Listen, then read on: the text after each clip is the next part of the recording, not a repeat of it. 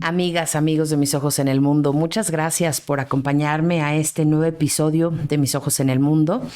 El día de hoy vamos a platicar un poco sobre lo que ha pasado en Perú y en Argentina en los últimos días, en las últimas semanas, y vamos a ver por qué es importante mantener desde cualquier país un frente totalmente neutral, ¿no? Sin ninguna postura injerencista, que no solamente respalde a alguna de las partes, sino que además respete, por supuesto, el principio de la no intervención. Bueno, pues resulta, como ustedes han escuchado en las noticias seguramente, resulta que en Argentina la vicepresidenta Cristina Fernández ha estado enfrentando una serie de procesos legales, ¿no? y penales en los que se le responsabiliza de peculado, de corrupción, pero también de la mala utilización de fondos públicos para la elaboración y la construcción de obras públicas, ¿no? de macroproyectos de construcción en Argentina. Y pues bueno, resulta que todo esto ha sido parte de una investigación que lleva ya varios meses y que, por supuesto, ha puesto en entredicho no solamente su rol como servidora pública, sino pues como líder político y persona de interés en Argentina. Argentina, como ustedes saben, está viviendo una crisis económica súper fuerte, ¿no? Que no es nueva, por supuesto, desde 1994. A partir de lo que se llamó el efecto tequila como resultado de la gran devaluación en México en 1994, ¿no? el error de diciembre, Argentina ha tenido ciclos muy constantes de recesión económica, poco crecimiento económico, altas tasas de desempleo, falta de capacidad interna para la generación de recursos y para la generación de empleos, de infraestructura. En pocas palabras, en todas estas décadas, a partir de 1994, lo que ha ocurrido es que Argentina ha tenido ciclos, sí, de crecimiento, pero muy corto, y sí de estimaciones económicas importantes, pero que sin lugar a duda le llevan a Argentina a una inestabilidad prácticamente permanente. A partir de eso, entonces, es que en los últimos meses Argentina ha tenido unos niveles de hiperinflación, ¿no? que han sido bastante preocupantes, porque además no solamente se ha impactado en el poder adquisitivo, ¿no? Ustedes saben que la relación entre salario mínimo y a nivel de inflación y poder adquisitivo, pues es sumamente estrecha, sino que además Argentina ha tenido problemas económicos también derivados, por supuesto, de la recesión económica global, ¿no? Y eso le ha puesto en un panorama bastante complicado para el crecimiento. La gente en Argentina está empezando a ver que no solamente no alcanza, sino que no hay crecimiento. Y la preocupación más grande es que estos gobiernos neopopulistas que hoy se autollaman, ¿no? de progresistas, de la nueva izquierda, que han llegado a los gobiernos de América Latina prometiendo romper con las estructuras conservadoras y neoliberales que llevaron a América Latina pues a la devastación, ¿no? que aparentemente tiene. Pues no han sido capaces de cumplir esas promesas, ¿no? hacia la población. Pero no solamente es un tema de cumplir promesas, es un tema además de congruencia y de que hay particularmente una retórica común entre estos gobiernos que hablan, ¿no? de eliminación de la corrupción, de transparencia, y que por supuesto pues sabemos que en la mayoría de los casos todos están vinculados a procesos de corrupción y de falta de transparencia. Y bueno, Cristina Fernández no es la excepción, al contrario, es un precedente ya en América Latina, el caso de la vicepresidenta de Argentina, porque recientemente se ha resuelto como parte de la investigación que ella es culpable y que tendrá que enfrentar un juicio político, para lo cual debe ser destituida del cargo que hoy ostenta como vicepresidenta de Argentina. ¿Qué es lo que pasa? Que ella en febrero cumple 70 años y eso le abre la posibilidad para estar enfrentando el proceso en prisión domiciliaria, no ir a la cárcel como tal, sino que además esto le permitiría, en todo caso, pues meter alguna impugnación. Si la sentencia pasa en firme, es decir, con los 6 años y la inhabilitación por 20 años hacia adelante como servidora pública que está resolviendo el Tribunal General de Argentina, pues entonces esto podría, ¿no?, de alguna forma matizarse por la edad de Cristina Fernández el próximo febrero. Como sea, el precedente está. Y lo interesante aquí, amigas, amigos de Mis Ojos en el Mundo, es que justamente este precedente lleva al tema siguiente, que es Perú. Y a este hilo conductor que hoy quiero comentar con ustedes, y es el valor de las instituciones. ¿Por qué es importante para un país tener instituciones sólidas? ¿Por qué es importante para un país que la población defienda sus instituciones? Pues resulta que si no hubiera instituciones en Argentina, esto no hubiera pasado, porque Cristina Fernández es la vicepresidenta y tendría en todo caso la facultad, si estuviera cooptada, las instituciones y los poderes estuvieran totalmente alineados, sin oposición, ¿no?, al gobierno o al partido en turno o al liderazgo en turno, pues entonces habría con mucha facilidad la posibilidad de cambiar esa visión y favorecer los intereses del grupo en el poder. Y aquí quiero ser muy clara en algo. No se trata de que la oposición esté en contra por estar en contra. Se trata del debate, se trata de la argumentación, se trata de la congruencia, pero sobre todo se trata del constitucionalismo, de respetar la Constitución, las leyes y de hacer valer, ¿no?, las instituciones y las funciones de esas instituciones, que seguramente son perfectibles y que seguramente tienen muchas áreas de mejora. Pero finalmente, un país que no tiene instituciones o que tiene instituciones débiles y que están cooptadas por el partido en el poder, son instituciones que ya no sirven para su principal función, que es servir a la población y darle a la población ese mecanismo de comunicación que genera la gobernanza.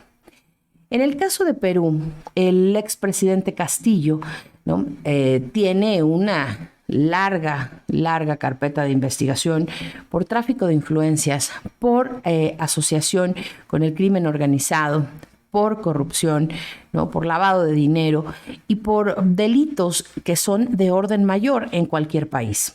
Pedro Castillo está evadiendo, no solamente el proceso, sino que además ha hecho y articulado un golpe de Estado. El expresidente de Perú es un golpista, es una persona que además de ser un criminal ya comprobado por la justicia peruana, es una persona que atentó contra sus propias instituciones y que atentó él mismo articulando un golpe de Estado, ¿no?, contra el Estado de Derecho. Y eso, por supuesto, que es un crimen que no se puede pasar por alto. En Perú, lo que ocurrió esta semana es que el golpe de Estado fue brevísimo y en algún momento he comentado, ¿no?, que Perú ha tenido en los años anteriores un desempeño económico bastante sobresaliente en términos de inversión extranjera y del grado de inversión que Moody's, por ejemplo, o Standard & Poor's le concede a los países que tienen un buen fondo de retorno y que tienen además certeza para el inversionista extranjero. Perú, por poner un ejemplo, en años anteriores ha tenido, y en años anteriores me refiero del 2018 para acá, ¿no?, para 2020, principios de 2021, tuvo un grado de inversión mayor al que tuvo México. Y eso es algo bastante interesante de analizar porque pensamos que es solamente retórica del presidente de México en contra de las calificadoras, pero la realidad es que las calificadoras han retratado de cuerpo completo el ambiente político y económico y social de varios países, y en este caso favoreciendo a Perú con un grado de inversión bastante importante, ¿no? E incluso comentó superior al grado de inversión de México. En ese sentido, México ha perdido un posicionamiento importante en América Latina y ha perdido un posicionamiento importante también entre la comunidad internacional, ¿no? La ausencia del presidente de la República en foros internacionales ha dejado mucho que desear. Pero más allá de eso es la visión injerencista y la versión intervencionista que abiertamente el presidente de la República ha tenido. En el caso de Perú, el presidente de la República ha ofrecido asilo político a Pedro Castillo, expresidente de Perú, que se despertó siendo presidente y terminó el día siendo presidiario, ¿no? Estando ya listo para entrar a la cárcel. Hay que aprender mucho, hay muchas lecciones de esto que ocurrió en Perú. Y yo me quedo con dos, amigos y amigas. La primera es el valor de las instituciones, insisto, lo importante que es para un país tener instituciones sólidas. Pero lo más importante es que las instituciones respeten la constitucionalidad. Y en segundo lugar, me quedo con el valor, ¿no? Lo importante y lo valioso que es la pluralidad y que haya un sistema de pesos y contrapesos, que haya oposición en los países y que no estén las instituciones no solamente cooptadas, sino servilmente, ¿no? Atendiendo los intereses de un liderazgo o de un partido en el poder. Desde mi punto de vista, como internacionalista, como doctora en relaciones internacionales, me veo y me preocupa y me entristece profundamente ver a un gobierno mexicano abriéndole la puerta a un delincuente, a una persona que está comprobada que ha traicionado a su país y que para nada podemos asumir que es una persona víctima de las circunstancias o víctima de los conservadores o víctima del neoliberalismo o víctima de la oposición ni de las circunstancias. Pedro Castillo es un golpista y vamos a suponer que todo lo anterior y todos los cargos se desechen y que digamos, no, Pedro Castillo no se le comprueba nada de lo que se está argumentando. Finalmente es un golpista, es un hombre que ha traicionado a su patria y que por lo mismo no puede encontrar los brazos abiertos en un país en donde la tradición política y diplomática ha visto siempre por la tradición política y diplomática, pues ha sido siempre a favor de la democracia, de la soberanía, ¿no? De las instituciones y de un espíritu de desarrollo para el crecimiento y para favorecer a las poblaciones del mundo en general, ¿no? Una política de no intervención y, por supuesto, cero injerencista. Pero por otro lado, vemos entonces a un gobierno de México, al presidente de México, no a México, al país, al presidente de México, decir que Cristina Fernández es víctima de los conservadores, es víctima del neoliberalismo, es víctima de la oposición, es víctima de los boicots internos, ¿no? Para mermar su legado, ¿no? Y el movimiento kirchnerista. Y por otro lado vemos al presidente de México, no a los mexicanos, al presidente de México, ¿no? Abriéndole la posibilidad de asilo político cuando Pedro Castillo no ha sufrido tortura, no ha sufrido violación a sus derechos humanos. El presidente de México tendría que saber las condiciones en las cuales un presidente, un primer mandatario, un jefe de Estado, puede ofrecer, de acuerdo al derecho internacional, asilo político o asilo diplomático. Y el señor Pedro Castillo no aplica para ninguna de las dos circunstancias.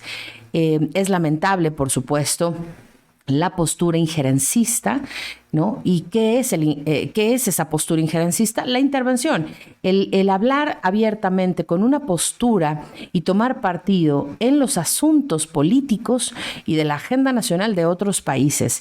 Eso, por supuesto, no está bien visto, no se debe hacer.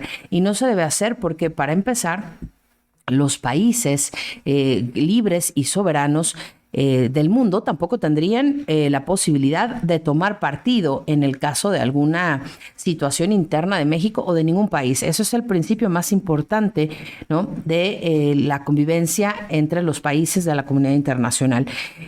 De ahí entonces que este tema no solamente se vuelva interesante y complejo para el análisis, porque finalmente estamos viendo a un gobierno de México liderado por una persona, cooptando las instituciones, hablando, ¿no?, por cuenta propia, dando instrucciones, incluso generando que la Cancillería, ¿no?, y que el canciller que está en campaña presidencial súper anticipada, porque estamos en 2022 y las elecciones en México son en 2024. Y eso ya en sí mismo es el incumplimiento de las funciones para las cuales el secretario de Relaciones Exteriores está en esta oficina. El presidente de México entonces instruye que se habilite la posibilidad de asilo político, ¿no? Y entonces la Cancillería, y particularmente el canciller Marcelo Ebrard, obedece las instrucciones de una persona, pasando por alto incluso las leyes internas de Relaciones Exteriores, de la Secretaría, sus funciones, sus atribuciones y el alcance de esas funciones. Lo interesante aquí, volvemos al tema de las instituciones, es que nuestras instituciones en México todavía tienen un marco constitucional, todavía hay, en estricta teoría, un orden constitucional. Lo preocupante, amigas y amigos de Mis Ojos en el Mundo, y por eso quiero dejar esta reflexión sobre la mesa, es justamente qué valor le estamos dando a nuestras instituciones. ¿Cómo podemos defender nuestras instituciones? Y defender nuestras instituciones no quiere decir que tengamos que empezar un movimiento armado, ni mucho menos, ¿no? Al contrario, es la educación cívica, es el saber lo que nos va a permitir defender las instituciones, como lo hicieron hoy en Perú. Los peruanos nos han dado un ejemplo enorme de respeto a la Constitución y de valor a sus instituciones, de aprecio por ese marco constitucional. La nueva presidenta interina de Perú ha dicho que va a buscar formar un Congreso todavía más plural, un Congreso que incluya, ¿no?, a todas las opiniones.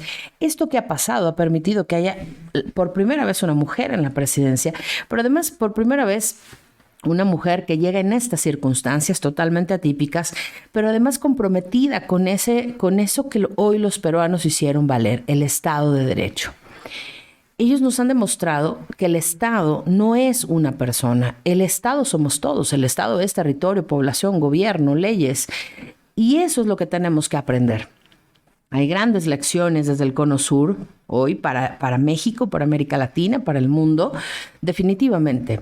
Y creo que lo más importante en los dos casos, en el caso de Argentina y en el caso de Perú, es que las instituciones están valiendo, las instituciones están haciendo lo que les corresponde hacer. Lo mismo pasa, ¿no?, en el caso particular de Perú con el ejército. El ejército respaldó a la Constitución, respaldó a las instituciones, y en el momento en el que el expresidente Castillo intentó disolver el Congreso, nulificar el Poder Judicial, ¿todo para qué? Para evitar justamente un juicio político, para evitar ser destituido como presidente. Él intentó manipular las instituciones para su propio beneficio. Es imposible negar, ¿no?, la culpa de un ciudadano en ese sentido. Entonces creo que hay mucho que aprender, hay mucho que reflexionar y sobre todo aprender de las lecciones que en el presente, ¿no?, tenemos, sobre todo para poder mirar hacia el futuro con ojos muy claros sobre la realidad que estamos enfrentando y para ver cuál es el papel que tenemos en el mundo, en nuestro país y en nuestra sociedad. Como siempre termino con una frase que ustedes saben me gusta mucho, ¿no? Y es una frase que nos revela mucho y que creo que debemos tomar todos y todas como parte de nuestra responsabilidad ciudadana. Si cada mexicano hiciera lo que le corresponde, la patria estaría salvada. Muchas gracias por escuchar este episodio de Mis Ojos en el Mundo. Nos escuchamos pronto. Mi nombre es Arlene Ramírez Uresti, internacionalista, académica y empresaria. Hasta pronto.